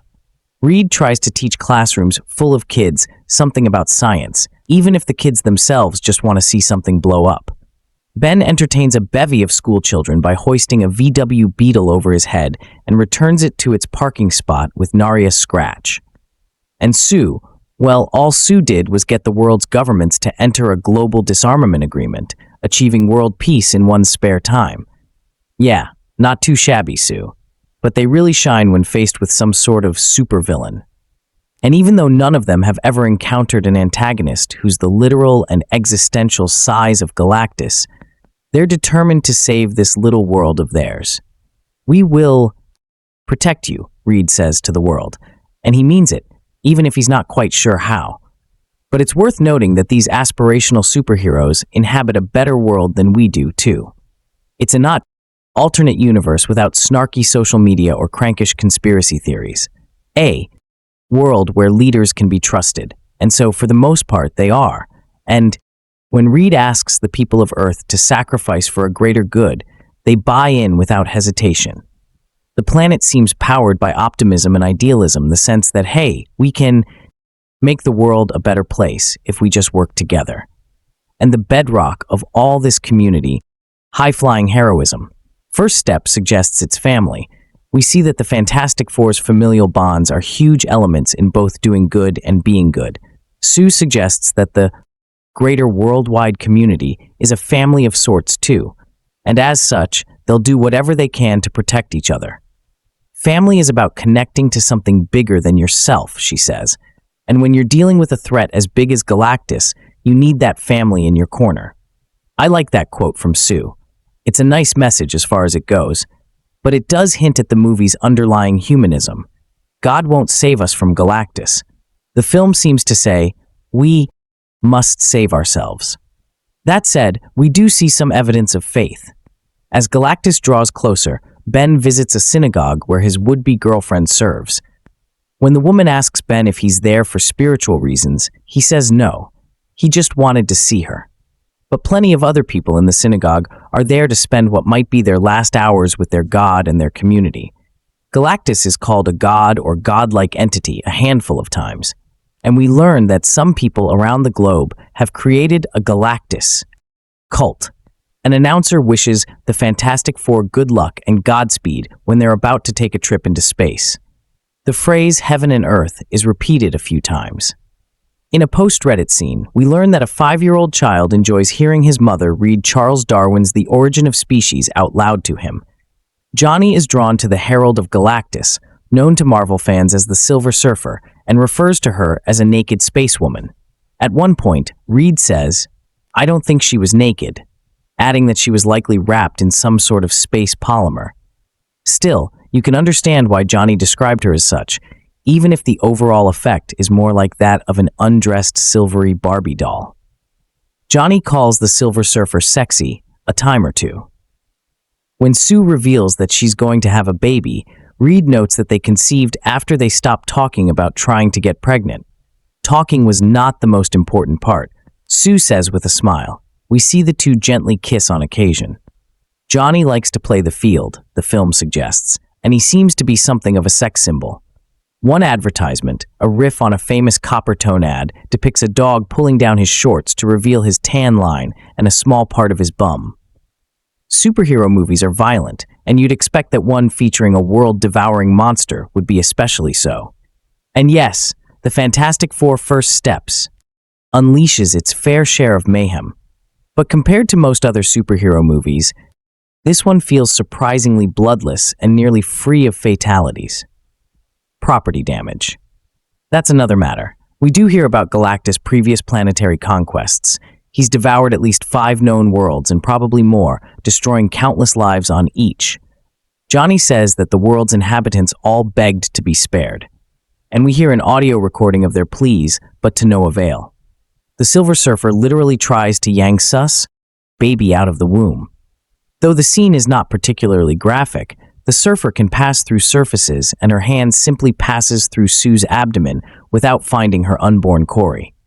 Sue tells someone to kill the surfer and protect her baby. The Fantastic Four all risk their lives during their fights with Galactus. Reed is nearly stretched to his breaking point. Someone else gets catapulted into space, nearly dying there. Another character succumbs to utter exhaustion. Another nearly runs out of oxygen and has to be carried by one of his cohorts, and our heroes are battered and thrown around plenty. Galactus suffers some 2 fire sears his eyes. He suffers massive blows to his midsection. His own suit powered it. Would seem by flame or lava or some such causes him some too. He teeters and partly tumbles, which is a big deal when you're somewhere around the neighborhood of 1,500 feet tall. His arrival causes massive tsunami L-like waves, and he destroys plenty of buildings in downtown New York City. Someone seems to be pulled apart in a black hole, but later seems no worse for wear. We hear news and see some brief footage of riots in a few hotspots around the world. We see a montage of the Fantastic Four fighting with some of their more notable early comic book enemies, including Moleman, the Puppet Master, and the rest Ghost and his super apes. The clips are quick and frenetic, just meant to give the movie-going audience a taste of action before the movie's big bad arrives. Yes, merciless worlding beings are pretty scary, but you know what else can be kind of terrifying? Parenthood. But most of us wouldn't trade that terror for the world, and that is a big reason why the Fantastic Four First Steps works. It's not about the style, oh so cool, retro, or the special effects, though they're impressive, or even superheroes doing superhero stuff. It's about this core theme of parenthood. It's about Reed and Sue bringing a new life into an uncertain, sometimes terrifying world. The world that we see on screen is indeed a scary one. First Steps comes with some issues to navigate, from a smattering of language and its humanistic worldview to its silvery, sultry surfer. But this is also a delightfully fun film, filled with optimism and hope, and dare I say, in 2025, innocence. And even though the stories centered around people who can stretch like taffy or set themselves on fire, the core themes of parenthood and family aren't just universal, they're aspirational. In Reed and Sue, we don't just see a pair of ludicrously talented individuals in outlandish outfits. We see a dad and a mom doing the best they can for their baby, for their family, for the world. The Fantastic Four First Steps may have a handful of frown-worthy elements to be sure, but I'd wager that when most folks walk out of the theater at the end, they walk out smiling. The Fantastic Four First Steps introduces Reed Richards, his wife Sue Storm, Sue's brother Johnny Storm, and their close friend Ben Grimm. 4 years after the four astronauts were gifted with strange superpowers, Sue tells Reed she's unexpectedly pregnant. The loving couple, especially Reed, wonder and worry if their baby will be healthy. Then an enigmatic woman from outer space tells the team Earth has been marked for death. A giant and ravenous cosmic being named Galactus is coming to devour the planet and everything on it. The Fantastic Four First Steps is one of the more entertaining, engaging, exciting superhero movies. It also has one of the most heartwarming, powerful premises in years, because it focuses on protecting the family. As such, it stresses the importance of fathers and mothers. The Fantastic Four First Steps has a strong moral, pro-F family, redemptive, patriotic worldview. The plot problem is solved by sacrifice, ingenuity, and taking a stand against meaningless destruction. First Steps has lots of action, violence, a scary villain, and much peril involving an infant. So, movie Guide Registered advises caution for older children. This movie directed by Matt Shakman, screenplay by Josh Friedman, Eric Pearson, Jeff Kaplan. Story by Eric Pearson, Jeff Kaplan, Ian Springer. Produced by Kevin Feige. Starring Pedro Pascal, Vanessa Kirby, Evan Moss-Bachrach. Cinematography, Jess Hall. Edited by Nona Code, Tim Rowe. Music by Michael Giacchino. Production company Marvel Studios. Distributed by Walt Disney Studios Motion Pictures. Release dates July 25th, 2025. Running time 114 minutes. Country United States. Language English. Budget $200+ million. Box office $241.3 million. So friends, this was the review of today's film, The Fantastic Four, First Steps 2025, and some information about it. How do you like our today's video? Please let us know by commenting. And if you like this video, please like it, share it, and forget to subscribe to our channel. Thanks for watching.